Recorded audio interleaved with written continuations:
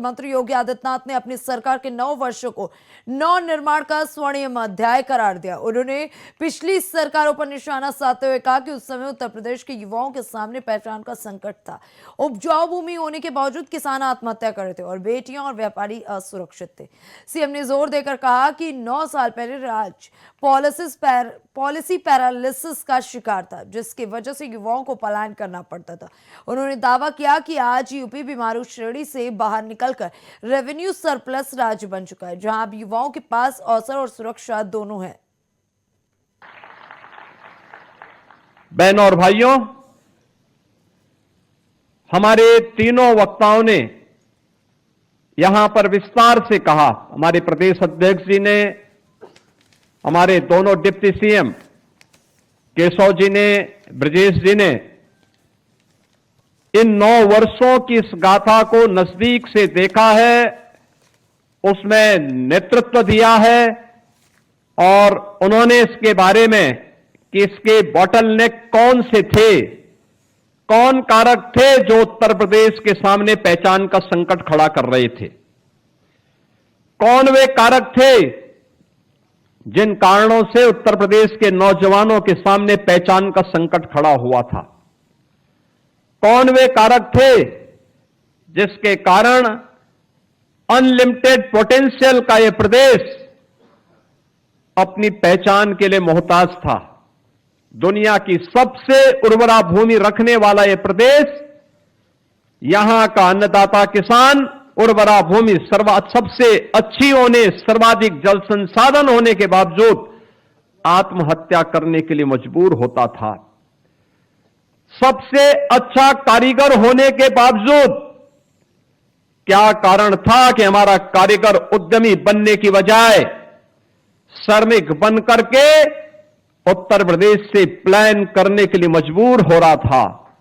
क्या कारण था कि उत्तर प्रदेश की आधी आबादी भय और दहशत में सहमी रह करके स्वयं अपने को कोसती थी?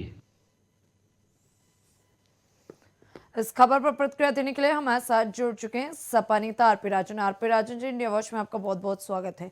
आरपी राजन जी, जिस तरीके से 9 साल पूरे होने पर सीएम योगी ने कहा कि ये स्वर्णिम युग है, उन्होंने कहा कि पूर्ववर्ती सरकार बहुत बेकार थी, युवाओं को, किसानों को सिर्फ छला था, और 9 साल में युवाओं, किसानों, सबके लिए उन्होंने कुछ ना कुछ किया ही है बेहतरी के लिए।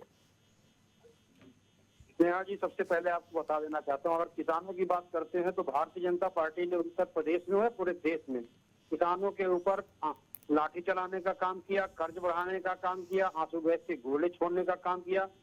भीषण सर्दी में, भयंकर सर्द में, जब बारिश में, ठंडी का सीजन था, इसी किसान जो है दिल्ली के बॉर्डर पर किसान धरना दे रहा था, बैठा था, तो भारतीय जनता पार्टी की सरकार ने किसानों के ऊपर लाठी चलाई और पानी बरसाया।